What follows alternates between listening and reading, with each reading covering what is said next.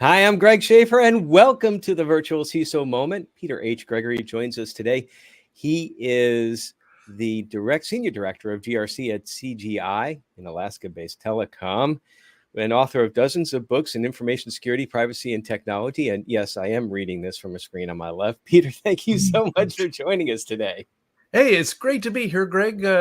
Thanks for setting this up. Well, I've been looking forward to this conversation because I know we've talked several times in the past. A lot of it related sort of tangentially to information security with regards to the writing aspect of it, but we'll get to that in a bit. I would love to hear your story, why you got into IT and information security and cybersecurity, and just go through your entire progression, and also why you became an author. Sure. I'll try to keep this under an hour, Greg. Okay. In junior high and high school, I was an electronics hobbyist, and I signed up for electrical engineering at the University of Nevada. But then one of the courses in my freshman year was Fortran programming. And as soon as I was exposed to that, that changed me forever. Fortran 77? Earlier. Earlier than that. Okay. I did 77 in school, in college, but go ahead. 66 or 68, whatever it was. That's not when I was at college, but that's what it was on a CDC 6400 supercomputer. Oh my. So that propelled me into an IT career. I took all the programming classes I could, and I landed IT jobs. I never did electronics in my career. Never did. Once I found computer programming, I was smitten. So did that for years, COBOL, Fortran, and then C programming in my breakout job in Bally Gaming. That really gave me a lot of amazing skill, as well as in Unix. That opened doors for me. And then in the mid-90s, I was building IT infrastructure based on Solaris, and cybersecurity was a big concern, and that fell on my shoulders. So I just started reading and picking up skills, and found, hey, this is pretty fun stuff.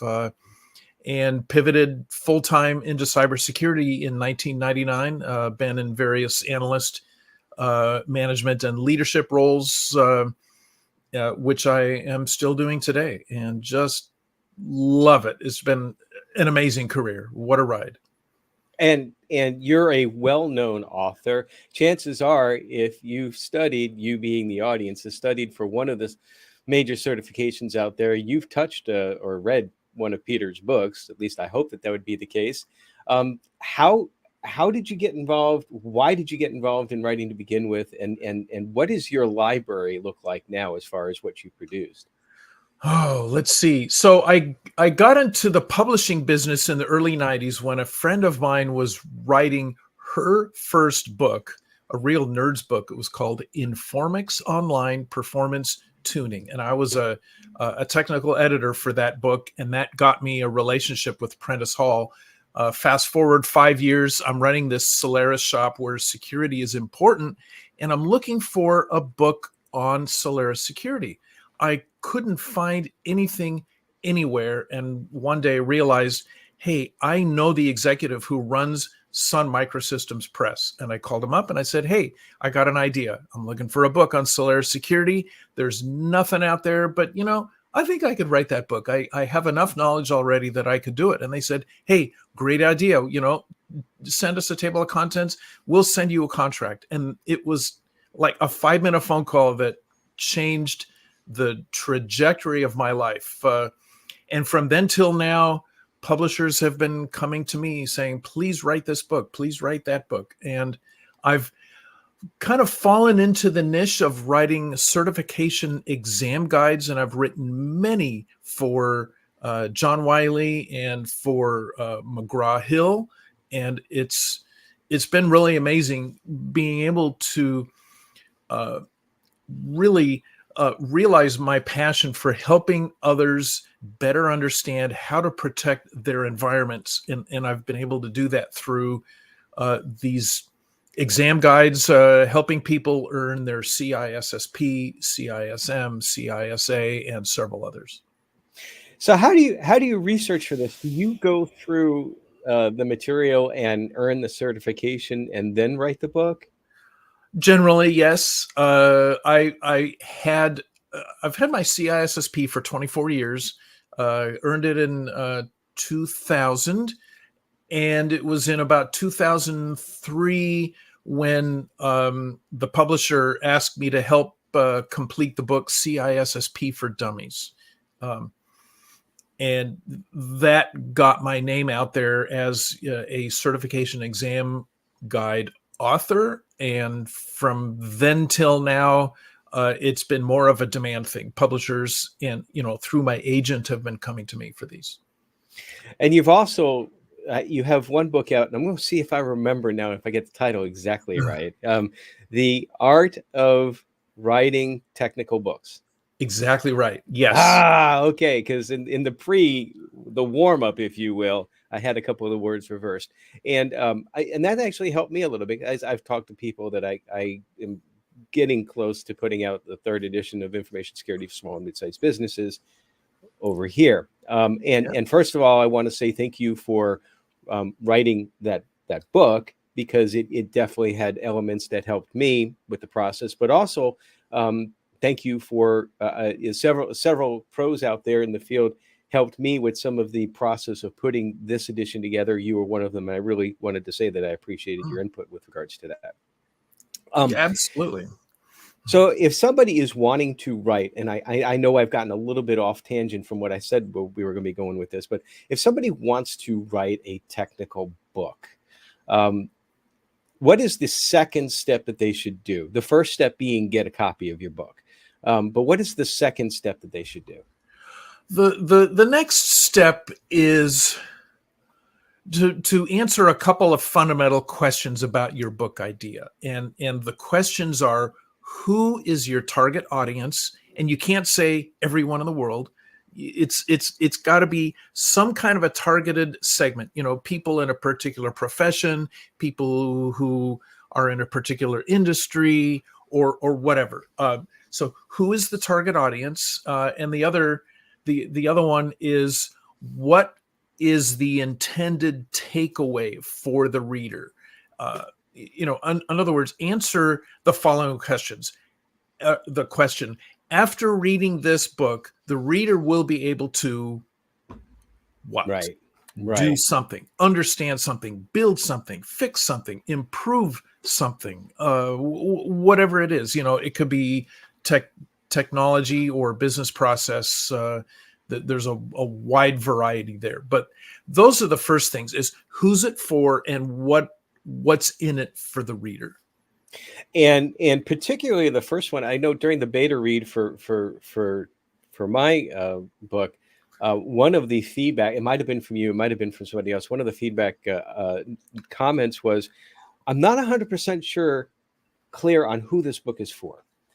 I think it's for small and mid-sized business owners, but sometimes it sounds a little bit like you're talking to practitioners. And, I sat back, and in some sections, I read it through that lens, and I was thinking, you know what, that's correct. And it gave me the impetus to change a few things around to make it clear. And I think that speaks to the need to make sure you have your audience defined first, because I didn't go through those defined steps when I first started. I just sort of figured I'm going to be a maverick. I'm just going to start writing something. I've got something to say. I'm just going to start writing it. And then it ends up being this loquacious vomit or something. I don't know. It's just words all over the place. And it just doesn't make any sense at that point in time. So how many books do you have out now? Depending on how you count, it's up in the kind of the mid to upper 50s. And the reason I say it that way is because some of my books have been translated into other languages. So if Solaris Security is one book, but then it's also translated into Chinese and Japanese, did I write one or three?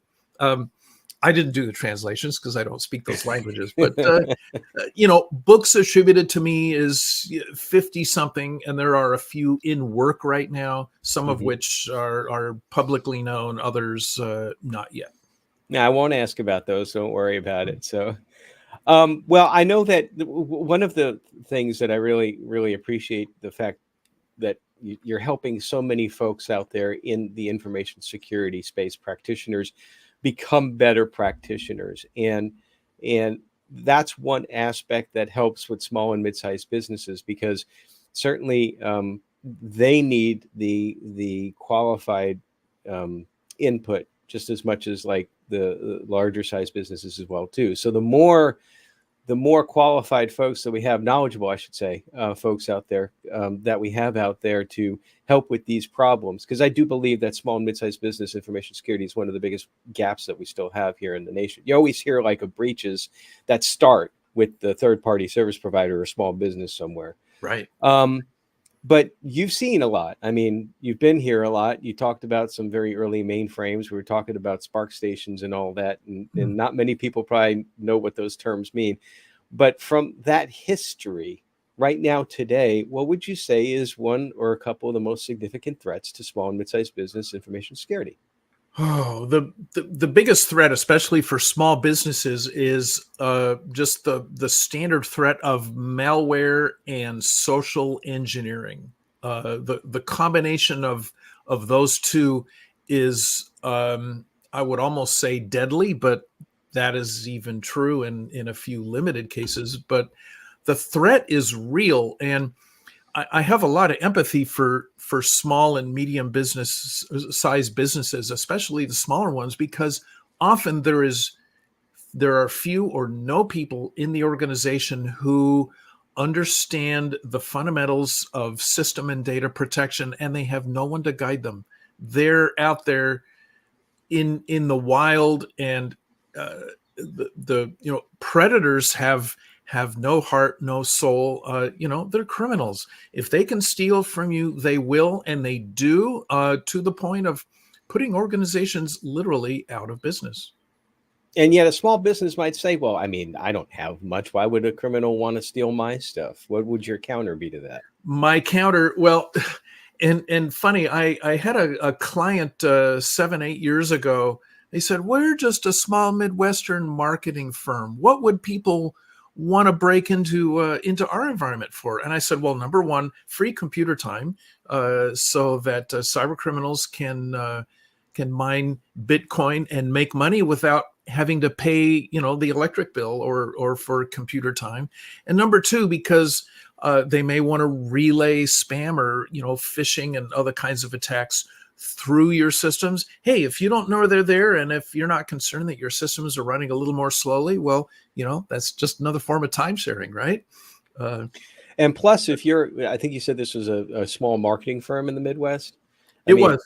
And if they're doing marketing for some larger companies, then that could also be a way in for the criminals to get information on different companies. In fact, sure, you would almost think about targeting those service providers to other companies would be make you more of a target, because the business is more apt to have information that they would want. So they don't want your money necessarily. They want other stuff from there. Well, it depends. There's a wide range of motivation that ranges from financial to ideological to revenge or embarrassment. There's a big array of motivations behind cyber criminals today. So you mentioned malware and I said social engineering. Social engineering. I was going to say phishing, but which is almost the same. But yeah, social engineering. And I was kind of locked on the phishing aspect of that, because social engineering is a broader term. Could also mean someone walking around with USB sticks and scattering them around the parking lot, or it could mean somebody coming in and say, "Hey, I'm here to fix your printer." No, really, I'm Joe, and I'm supposed to be here. But when it comes down to phishing and malware, we have another problem with regards to that, and that's the explosive use of generative AI.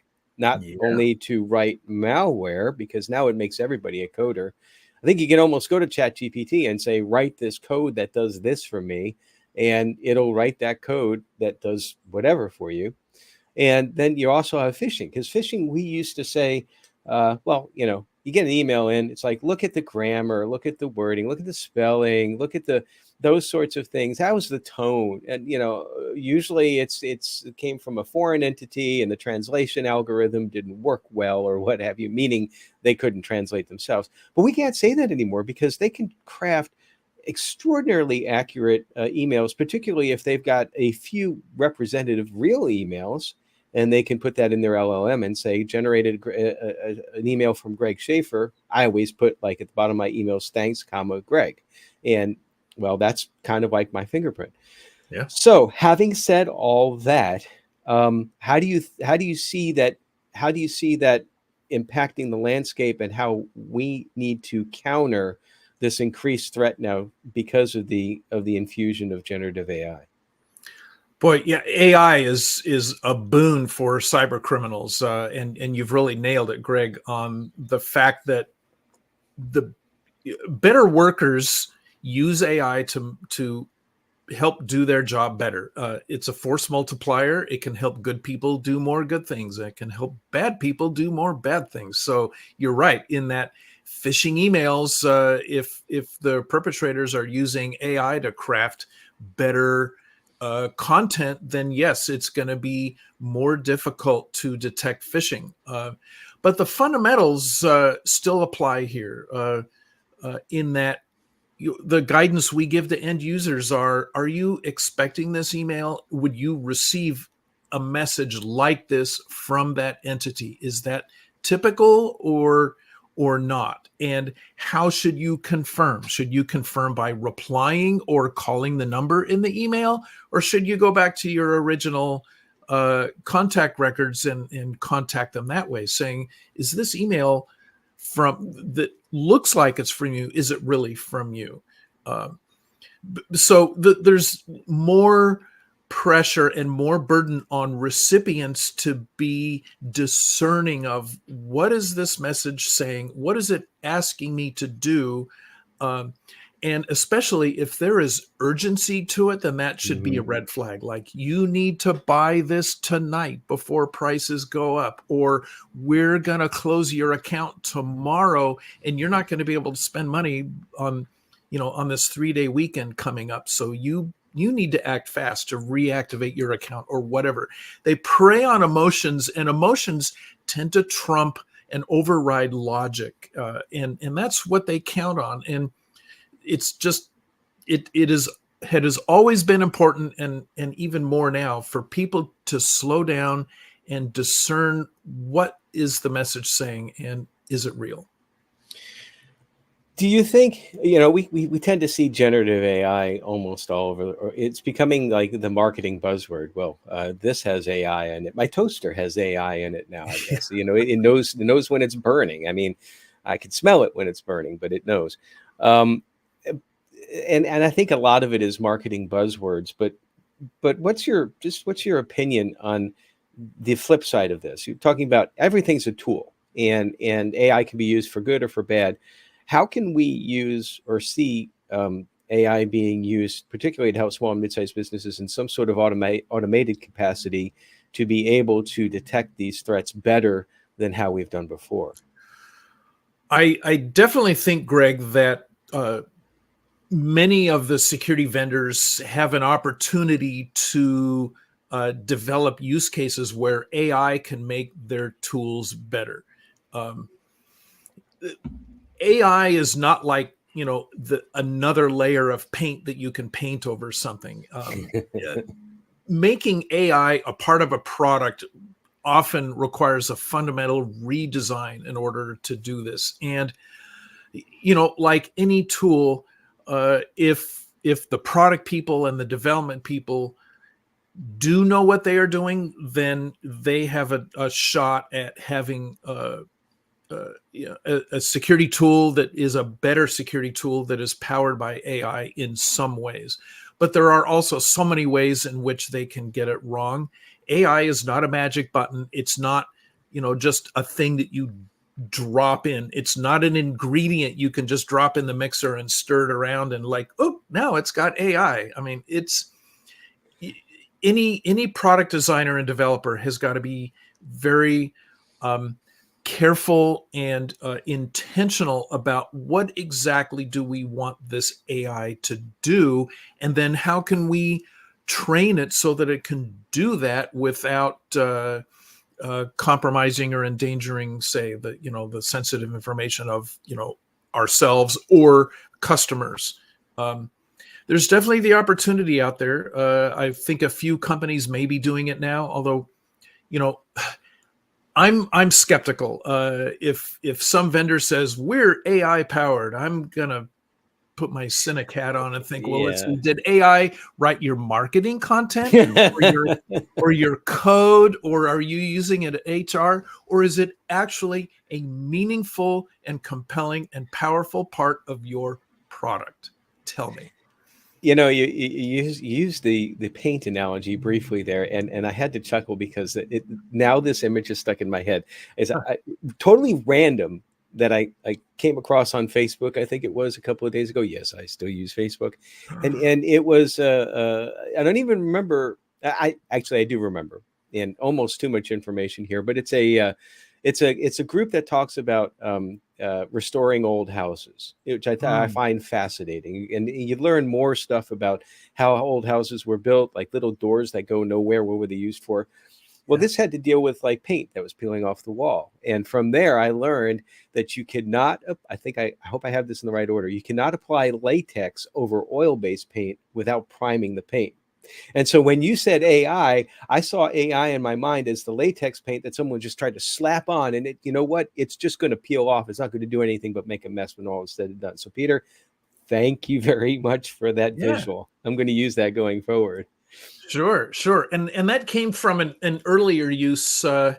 Earlier in my career, as I was pivoting into cybersecurity, I began to run into a lot of situations where an operational group would tell us, "Hey, we're going live with this new product on Monday. Can you come check it out? Security wise?" And it's like, really, Monday, and it's Thursday afternoon. What could I possibly do? I could review your design. It's a little late for that. I can review your code. It's a little late for that. I can review your DFDs and other things, but it's a little late for that. I mean, security is not like this coat of paint that you put on that like magically keeps the metal from rusting or the wood from rotting. I mean, that's not how it works. And that's where move to the left came from. And it's amazing how people, they just the phrase that I often hear is that, Greg, can you sign off on this? And I'm like, well, first of all, sign off on what? And second of all, no. Well, right. Why not? Well, because we got to talk about how this was made and so on. Well, but yeah, we just want to make sure people know that it's secure. Well, I don't know it's secure. What does secure mean? I mean, right. And now we can go into a whole nother conversation about word meanings, and maybe that'd be appropriate for another podcast, but can't go down that rabbit hole today.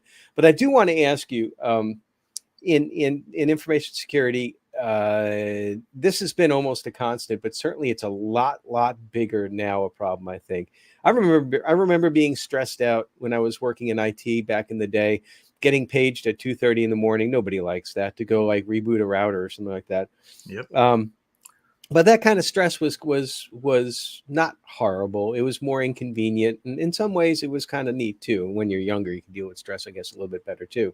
But nowadays, it seems like that it's a very stressful industry, and people need to get away and to decompress, because we do have a problem with burnout. We have a problem with mental health. And this is only enhanced by the fact that the job market today is not the best that it's ever been. So I ask you, what's one of the things that you do to decompress from the stresses of cyber? Yeah, definitely. And there's so much to decompress from, Greg, and I'm just going to put this out here in that with, developments in the last couple of years is putting a lot of emphasis on the personal responsibility on the part of security leaders that is a little bit disproportionate to their authority in an organization and the role of senior executives, ownership, and boards of directors. So there's a lot to be stressful about here. So for me, Since early adulthood, I've been an on and off vegetable gardener, and love doing that in the spring, summer, and fall. And we've got a little piece of land here where we do a lot of that. I've also recently, in the last year or so, taken up beekeeping, and that has been just an amazing hobby. Really relaxing.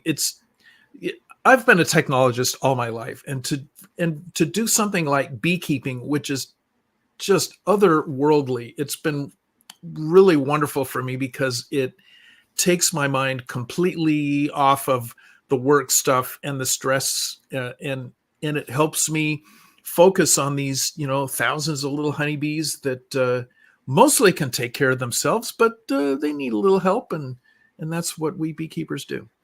I can't help but feel even more stressed. I'd be like, well, I'd be worried about getting stung. I know you wear protective clothing and all that, but I've seen folks that can handle bees, I guess, that in such a manner that if you don't disrupt the queen, they're more focused on the queen and not on you. Or Yeah. is it really relatively safe to do that as far as getting stung? I It's mean, it must be, but it is relatively safe, but beekeepers do get stung, and actually, you don't want to avoid it completely. But yeah, bee stings happen. They hurt like crazy for all of maybe a minute. Feels like a hot needle in your skin. It's the sting of a wasp or a hornet. That's what you want to avoid if you can, because a bee sting hurts for a minute. A wasp sting or a hornet sting can last for hours and longer and be really painful. But bee stings, not a huge deal. It's a part of it, and there's the fear to overcome. I go out sometimes with all protective clothing, or just a little bit, or maybe just the veil, the thing over your head, because I really don't want bees in my eyes and stuff like that. no. Honeybees are the kind that one would take care of, for honey or pollinating. They are very chill. Bees are a lot more chill than you think. I mean, yeah, you can rile them up. You can make them really mad, and they can run. They can fly faster than you can run. So there are some things to watch out for and to avoid. But if you treat them right, then they'll be good to you, and they won't think that you're out to kill them and start stinging. I think my childhood experience and my point of view is based on, it seemed like every year I couldn't get through one summer without at least once stepping on a yellow jacket, and yellow jackets hurt. So it's Yeah, they hurt. They hurt a lot. Yeah, so when you say bee sting, I think yellow jackets. So future plans. I know you have a few books in play, and you probably can't talk about most of them. But what are your future plans outside of like becoming the bee emperor of InfoSec? Oh, not the bee emperor. I'm just a hobbyist. I am not Pinky in the Brain trying to take over the world with bees here. It's just a little hobby that I really enjoy, and the honey is great too. Yeah. So what else am I doing? I've got other books in the pipeline, a couple that are just kind of becoming public now. One called a college textbook called Elementary Information Security, the 4th edition by Jones and Bartlett Learning. The former author, Richard Smith, has retired, and so I've picked up that title. I'm also, Mike Chappell and I are working on the next edition of a CISA exam guide, because ISACA just published an update to the CISA job practice that takes effect in August, and our book will be ready shortly after that. And then there's a few other projects I have going on, one of which you and I and a colleague of mine discussed a couple of months ago, and we're still interested in doing that and trying to fit that in between other projects. And then I've got some other things I'm cooking that is also going to be a big help for InfoSec professionals. But I can't talk much about that right yet. Exciting stuff. Looking forward to learning more about that. Everybody, if you're interested, and you should be, you need to be following Peter on LinkedIn. Check him out also on Amazon. I'm sure that you can follow him on Amazon as well too, and other platforms that have books involved. Peter, thank you so much for joining us today. I very much enjoyed the conversation. Likewise, Greg, it was great catching up. And everybody, stay secure.